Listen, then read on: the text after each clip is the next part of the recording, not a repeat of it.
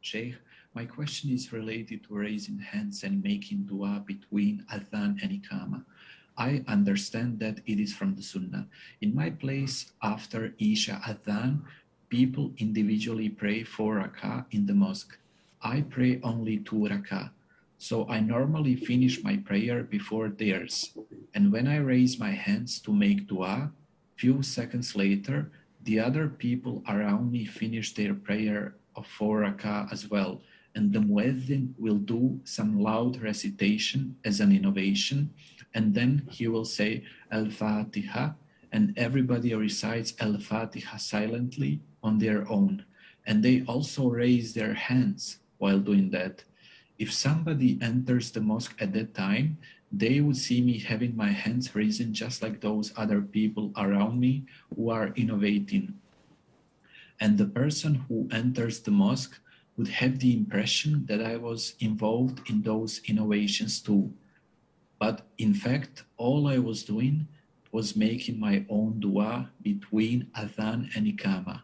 My question is, should I not care about this, or should I stop making my dua before they raise their hands for reciting Al-Fatiha? If you are recognized and known among your people to be Sheikh Imam Hamza, then maybe you should not do that. So if you recognize to be a celebrity, a well-known, practicing Salafi upon the Sunnah Imam, then you may fear that people would see you and then they will think that this is Sunnah. But if you're 1 in 1,000, if you're a drop in an ocean and nobody knows who you are and everybody's raising their hands in their innovation and you're doing it for the sake of Allah and for the Sunnah, who cares? So don't pay any attention to these thoughts.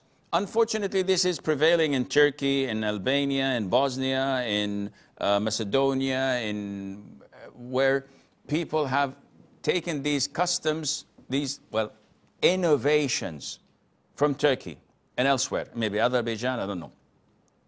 The issue before Fajr, they give a nasheed in the microphones and praising the Prophet ﷺ, Ayat al-Kursi, and between adhan and iqamah, they recite the Qul Huwallah, Qul al-Nas, and the muadhin, Ya akhi, I want to pray, I want to read the Quran. What are you doing? Shut the microphone off. Sit down and shut up. But the guy keeps on saying beautiful nasheed or Quran, and all of this is innovation. What are you doing? You're innovating in the religion of Islam. Anyone who looks at you says, this is not Islam. Oh yes, he's recently reading the Quran. Show me in the Quran or in the Sunnah or in the doing of the companions or the tabi'een or tabi'een that they used to do these practices. No, they did not do it, but it's a good thing. SubhanAllah, you know more than them? You're more righteous than the Prophet ﷺ? He said, no, astaghfirullah. Then you are innovating in the religion. And whatever innovation you're doing is rejected. Allah will not accept it. Allah will punish you for it.